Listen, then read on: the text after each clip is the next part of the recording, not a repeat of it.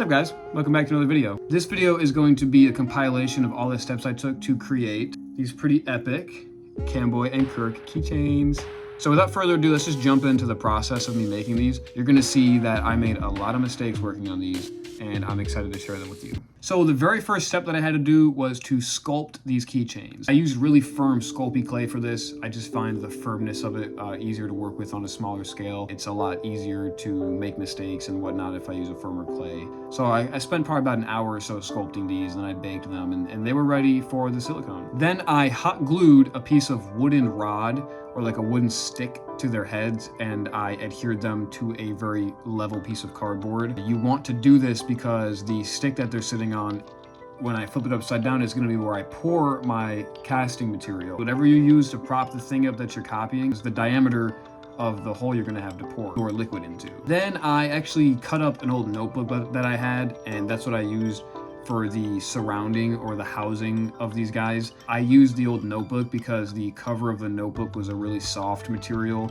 You don't want to use something that's abrasive or whatnot because the silicone will actually kind of bond to it and you'll have a hard time peeling the housing off. I used an excessive amount of hot glue because in the past when I used silicone, I had all these types of leaks and it makes this awful mess and it's impossible to clean up. Doesn't matter how much Dawn dish soap you use, it does not remove this stuff. I made sure every crack was sealed. I did not want anything leaking out of this.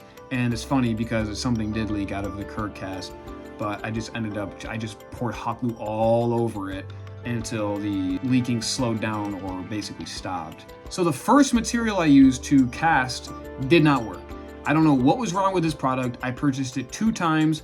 It failed on both attempts. It said it would take 24 hours to cure. It never cured. I let it sit for 2 days. Both times, and the stuff never cured. It stayed this like goopy, sticky, nasty consistency. I've used it in the past and it did cure after 24 hours, but this time it did not cure in 24 hours. It didn't even cure in 48 hours. It actually still hasn't cured, but I did end up returning it to the craft store that I went to, and I purchased a new silicone mold by the same company, and this stuff ended up working incredibly. It was like the best stuff I've ever used. I'm basically gonna try and stick to this product as much as I can. Now, trying to clean that nasty, goopy stuff off of them every time it failed was a nightmare. There was nothing I could use. Dawn dish soap didn't work, rubbing alcohol didn't work, acetone didn't work. I basically just had to scrub it and soak it and just try and get Q-tips and pick all of it out. It was a nightmare trying to get that stuff off. I had to repolish them every time that I took them out of the goop because in the process a lot of the paint came off. The acetone and the rubbing alcohol took the paint off. I only painted them because I'm impatient. The paint was not necessary. Once the paint comes off, it leaves all these flakes and things, so I had to sand them down and try and make them smooth again for the casting. But once I cleaned the surfaces and sanded them down, I just re-glued them to another stick on another piece of cardboard. I cut up another notebook, made another housing, and then I went and purchased the new product and poured the new product in there, and it worked just fine. The new product was called Amazing Mold Maker instead of like Amazing Mold Rubber.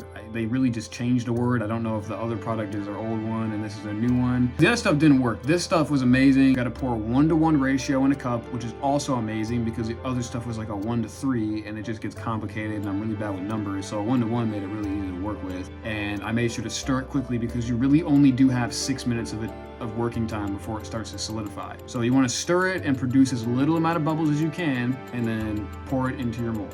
So after the mold was made, I did end up pulling them out and there was some battle scars and stuff on the original sculpts just from using the X-Acto knife and cutting the silicone and taking them out, but that was fine because once I made the mold, I don't need the original copies anymore. Even though I always keep everything from all my Canboy and Kirk projects just because I like to look back on them. You can see Canboy has definitely seen better days. He's actually kind of nightmare fueled right now.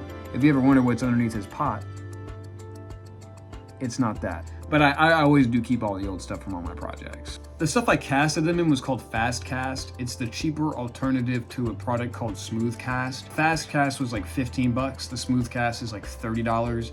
I've used Fast Cast in the past before. There's a lot of rhyming, huh? Fast Cast in the past. I've used the Fast Cast in the past before, and I've used Smooth Cast before, and they're basically the exact same product. I really see zero difference. The quality of the plastic seems to be the exact same. Now, this stuff has a really brief working period. It's also got a really fast cure time. You have to pour a 1-to-1 ratio again, which is perfect. Again, I hate numbers. You pour 1-to-1 and you have to stir it pretty quickly. If you don't stir it fast enough, it starts to solidify. It gets really hot. You'll feel it. As soon as you add A to B, that stuff gets warm. Like you'll feel it in the cup. It starts to get really warm. So you got to stir it really quickly, but you also don't want to stir it too quickly because then you'll start to produce a lot of air bubbles. The air bubbles can ruin the thing you're casting because obviously air bubbles want to go up.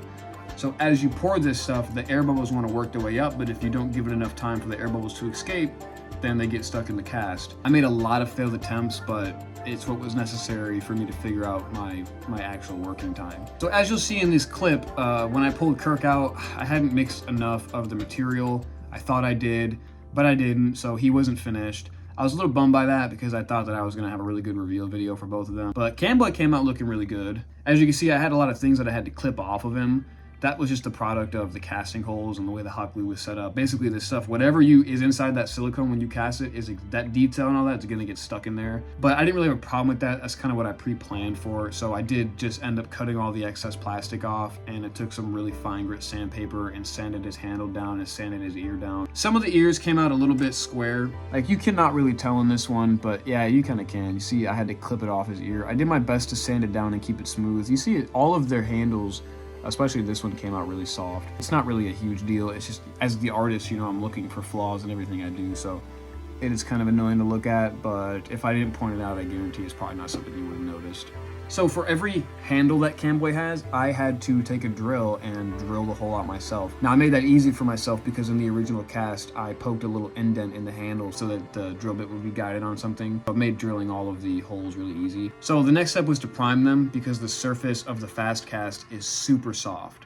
And it does not accept really any type of paint well at all, especially not acrylic paint, which is exactly what I was trying to paint these with. I did a lot of research online, and there were a lot of different types of paint that were suggested, but my dad paints miniatures, so I ended up calling him and saying, hey, what's your suggestion for this type of material I'm trying to paint on? And he had me come over and he was showing me his different types of primer, and he let me keep basically a full can of Army Painter primer, which ended up being the perfect primer for this. It accepted the acrylic paint really well. Finally, the last step basically was to paint them.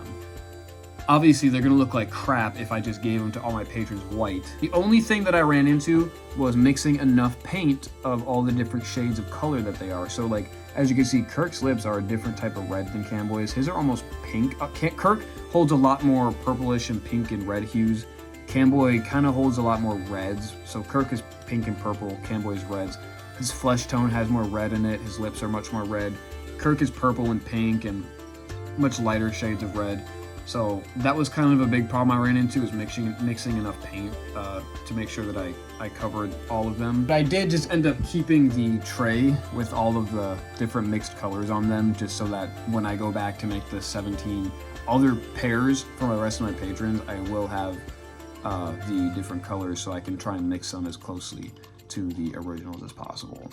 Now the absolute final step, the last thing that I had to do was protect the acrylic paint. These keychains are gonna get put through a lot of stuff, coming in and out of people's pockets.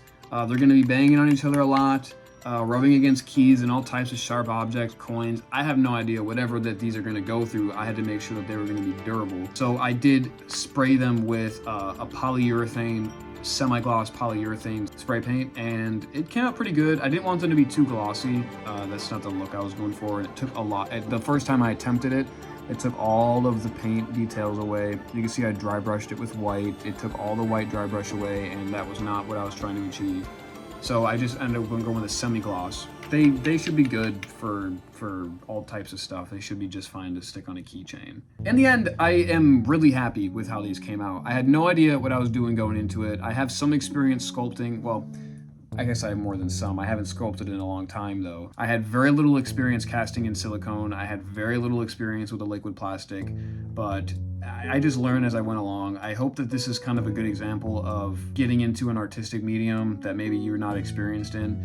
Don't be afraid to try something new. Just jump into a new medium, try it. If you fail, you fail. In the process of failing, you will learn something. Don't be afraid to fail a couple of times while you try something new, because each time you fail, you're gonna fail a little bit less. And you'll find yourself failing less enough to the point where you'll meet an expectation or you'll start to appreciate the thing that you're doing. I highly recommend that you try something you haven't done before. There's a lot of things that I would change, but for the next time that I do something like this, I'll know what I'm getting myself into, and I'll know kind of exactly what types of things I have to do to make the product come out a little bit better in the end. If you guys want to get yourself a pair of these, you can go to the link down in my description to Canboy and Kirk's web store, where you can purchase a pair.